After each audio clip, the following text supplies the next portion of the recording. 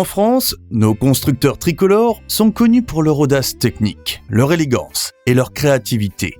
Mais parfois, cette ambition dérape, donnant naissance à des voitures audacieuses mais incomprises. Entre des lancements mal calibrés, des contextes économiques difficiles et des choix techniques hasardeux, certains modèles n'ont pas trouvé leur public.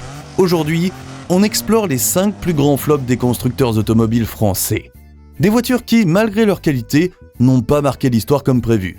Restez jusqu'au numéro 1 pour une icône controversée. Allez, c'est parti. Numéro 5, Peugeot 604, 1975. Quand vous arrivez à un salon de l'automobile de Genève en 1975 et que vous voyez Valéry Giscard d'Estaing vanter une voiture, c'est un signe. Avec la Peugeot 604, la marque au Lion veut inscrire la France dans le haut de gamme européen aux côtés de BMW et de Mercedes. Et Peugeot met le paquet. Carrosserie signée Pininfarina, moteur V6 PRV tout alliage, grande dimension, propulsion, finition soignée. La 604 a tout pour rivaliser avec une Mercedes ou une BMW. Cerise sur le gâteau, notre Valéry Giscard d'Estaing lui-même au volant lors de la présentation. Cependant, sous le capot, la 604 est une catastrophe. Son moteur, le PRV, conçu à la hâte après l'abandon du V8 prévu, souffre d'un mauvais équilibrage. Son architecture en V à 90 degrés, sans vilebrequin à maneton décalé, le rend rugueux à bas régime, gloton et peu souple. Peugeot joue la sécurité et opte pour des carburateurs au lieu de l'injection. L'injection arrivera 2 ans plus tard, soit une éternité dans le monde de l'auto. Et parce qu'il n'y a rien de mieux que de vendre à prix d'or des voitures au faible coût de production, Peugeot a fait des économies partout où c'était possible. La base technique de la 604 ressemble étonnamment à celle d'une 504 avec quelques centimètres de plus. Les journalistes ne sont pas dupes, la clientèle haut de gamme non plus. Le résultat est une voiture au confort indéniable, à la finition moyenne, aux performances fades et à la réputation vite plombée par la corrosion. Sur le terrain, les ventes peinent. En 10 ans, la 604 ne dépasse pas les 153 000 exemplaires. 153 000 ventes, c'est beaucoup, mais comparé aux 700 000 ventes de la BMW série 5 E12 que Peugeot voulait concurrencer, le bilan est moins flatteur. La Tagora de Talbot, mal positionnée, viendra même lui faire de l'ombre. Même avec sa version GTI à 155 chevaux, lancée en 1983, la 604 n'aura jamais réussi à incarner le prestige que Peugeot voulait projeter. Numéro 4, Citroën GS Birotor, 1973. Citroën, en lançant la GS Birotor en 1973, avait une ambition limpide, faire entrer la GS dans une nouvelle dimension technologique. Pas une version sportive, non. Une vitrine du savoir-faire maison, dotée d'un moteur révolutionnaire pour l'époque. Un birotor Wankel, fruit d'une co-entreprise entre Citroën et NSU, baptisé Comotor. À l'époque, le moteur à piston rotatif est perçu comme l'avenir. Léger, compact, sans soupape, capable de haut régime sans effort, sur le papier, c'est l'idéal. Et Citroën y croit dur comme fer. Le moteur Comotor type 624 développe 107 chevaux-dînes à 6500 tours minute. Pour une familiale de moins d'une tonne, c'est séduisant. Avec 175 km/h en pointe, couple de 14 mètres/kg à 3000 tours par minute, des suspensions hydropneumatiques et des freins à disque ventilés à l'avant, la Birotor a toute la berline innovante. Son seul défaut est sa consommation de carburant élevée. Officiellement, Citroën table sur 12 litres au 100. Alors, qu'est-ce qui a mal tourné pour le GS Birotor ? Le timing.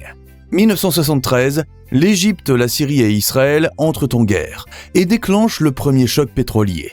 Le carburant devient rare et cher. Les Français ne sont plus intéressés par une berline familiale peu puissante qui consomme plus qu'un pick-up Toyota 4Runner de 2e génération. Surtout qu'entre les chiffres de consommation annoncés par Citroën et la consommation réelle, il y a un fossé. La Birotor ne consomme pas 12 litres au 100, mais 14 à 18 litres au 100 en conditions réelles. Et surtout, la fiabilité est un cauchemar. Usure prématurée des segments d'étanchéité, lubrification approximative, pièces coûteuses, entretien pointu. L'image de Citroën s'en retrouve ternie. Pire, en 1975, la marque tente de racheter les exemplaires vendus pour les détruire discrètement, en échange d'une CX. 846 unités produites, moins de 50 survivantes aujourd'hui. Le Wankel chez Citroën s'arrête net, mais malgré son échec, il démontre la capacité de Citroën à prendre des risques. Tout comme le modèle suivant. Numéro 3, Talbot Tagora, 1980.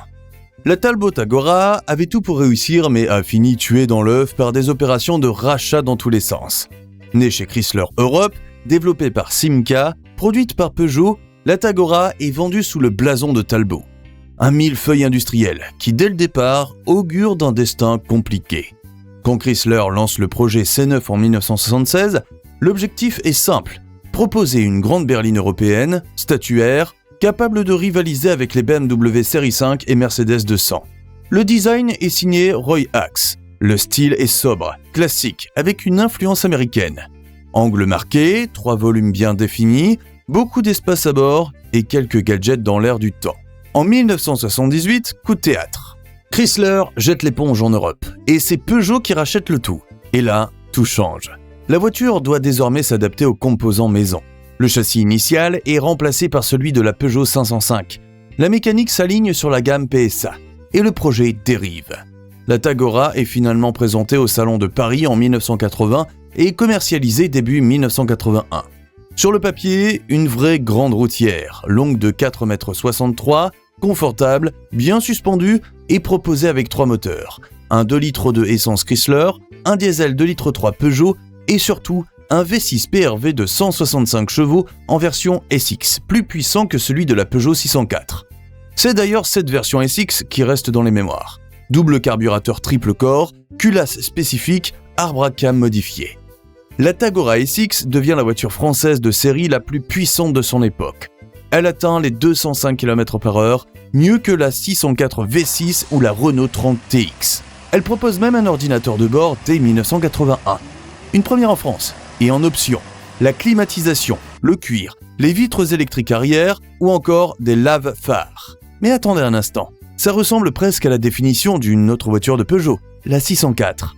Et entre sa 604 maison bourrée de problèmes, qui échouera aussi, et la voiture de Talbot, Peugeot fait rapidement son choix. La Tagora est sous-promue, mal distribuée et pénalisée par une finition indigne de son positionnement. Elle souffre aussi d'une image floue. Chrysler, Simca, Talbot, un logo ressuscité qui ne parle plus à personne en 1981. Ajoutez à ça une conjoncture désastreuse, second choc pétrolier, crise économique, grève à Poissy, et vous obtenez un des plus gros échecs industriels des années 80. La production s'arrête en 1983, après seulement 20 133 exemplaires fabriqués, dont à peine 1 millier en version SX. D'ailleurs, à cause de sa rareté, la birotor SX est extrêmement prisée auprès des collectionneurs. Numéro 2, Renault 14, 1976. Une compacte bicorps à haillons pour contrer les Simca 1100, les Fiat Ritmo ou l'incontournable Volkswagen Golf. Renault voulait frapper fort. Une voiture moderne, rationnelle, pratique, co-développée avec Peugeot. Sous le capot, on trouve le fameux moteur X, conçu avec Peugeot via la Française de mécanique. Un 4 cylindres en ligne tout alu, incliné à 72 degrés, couplé à une boîte sous-moteur dans un carter commun, exactement comme sur une Peugeot 104. Une architecture avant-gardiste, mais qui hérisse le réseau Renault. Les puristes de Renault crient à la trahison à cause de la collaboration de PSA. Et puis, il y a le look. Rondeur molle, ligne bizarre, rien de tranchant. Et là, chez Renault, le marketing décide de jouer le tout pour le tout. Mettre en avant les formes rondes et organiques de la R14 en la comparant à une poire. Le surnom colle à la peau de la voiture et, sans surprise, personne ne veut conduire une poire. Derrière cette maladresse marketing, un autre problème plus profond. La 14 manque de puissance, 57 chevaux pour 865 kg, là où la concurrence monte à 70 chevaux. L'équipement est minimaliste, la finition moyenne, et la corrosion attaque vite. Même la version TS de 70 chevaux, pourtant bien équipée avec vitres électriques et fermeture centralisée, n'arrive pas à redresser la barre. Renault avait visé 2,5 millions d'exemplaires. Ils en vendront à peine plus d'1 million. La R14 restera comme une voiture techniquement intéressante, portée par un message brouillon, un design mal équilibré et une image désastreuse. Un semi-échec qui fera réfléchir durablement les régies. Numéro 1, Citroën SM, 1970. La Citroën SM, c'est l'histoire d'un rêve trop grand. En avant, c'est finalement brisé. Un sommet d'innovation, d'élégance et d'ambition à la française, qui s'est heurté de plein fouet à la réalité du marché, des normes et de la mécanique. On est en 1970. Citroën est encore auréolé de l'aura technologique de la DS. Le constructeur veut frapper un grand coup. L'idée ? une GT de luxe, performante et ultra confortable, capable de rivaliser avec les meilleures européennes. Ce sera la SM. Une voiture dessinée comme un coup de scalpel, longue, basse, profilée, avec un vitrage affleurant, une poupe fastback et une proue futuriste surmontée de 6 phares sous bulle directionnelle. La ligne est signée Robert Opron, dans la foulée des GS et CX. Mais la vraie folie, elle est sous le capot. Citroën a racheté Maserati en 1968 et va piocher dans le savoir-faire italien. Un V6 Maserati 2,7 litres tout alu, 178 chevaux en version à carburateur, 220 km/h en pointe. La transmission est aux roues avant, et autour, une centrale hydraulique qui gère tout, suspension, freinage, direction. Cette dernière est d'ailleurs une révolution. La Diravi, direction assistée ultra directe, auto-remplaçante qui revient automatiquement au point zéro. Déconcertante au début, magique une fois domptée. Dès sa sortie, elle fait sensation. Elle gagne le rallye du Maroc en 1971. Elle est élue voiture de l'année 1972 par Motor Trend aux États-Unis, qui est du jamais vu pour une voiture étrangère. Elle est admirée par Georges Pompidou, offerte à Brejnev, achetée par John Williams, Jay Leno, Johan Cruyff, Yves Montand ou Burt Reynolds. Et pourtant, tout va s'écrouler.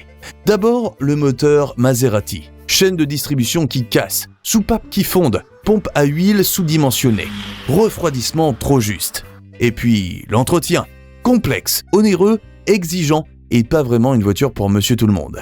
Ensuite, les États-Unis, marché prioritaire pour la SM.